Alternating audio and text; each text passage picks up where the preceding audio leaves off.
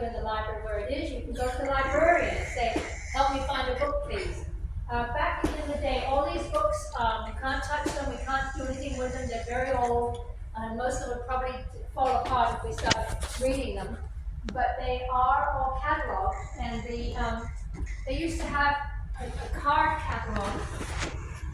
Right here, there's just 3x5 cards. I remember that, yeah. And so the names of the books and the authors would be on here, so you could look it up by the author alphabetically. These are all alphabetized, and they have all been put in order. I haven't looked at them, but I know that they have.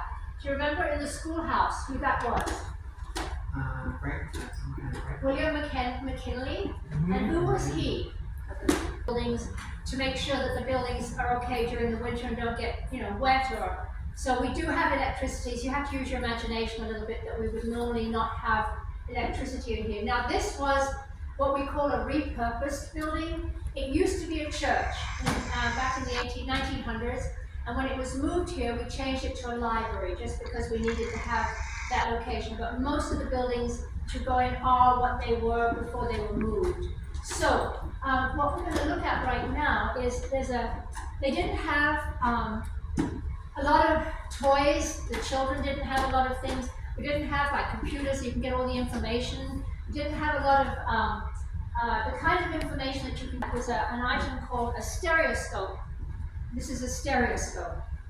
What this was, in the general store that we're going to go to, the last store we're going to go to next, you could buy a pack of these. So supposing you wanted to learn something about, I don't know, New York City, and you're probably not going to travel to New York City. You can't get on a plane, you can't get on a bus, you can't travel like we can now. So you could buy a pack of cards, and it would show pictures.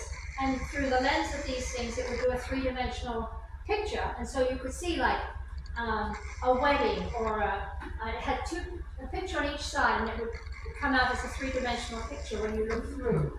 So I'm going to show you these. We've got, I don't know what all the pictures are that we have on the stereoscopes right now. I will caution you, these are very old, so please be really careful with them.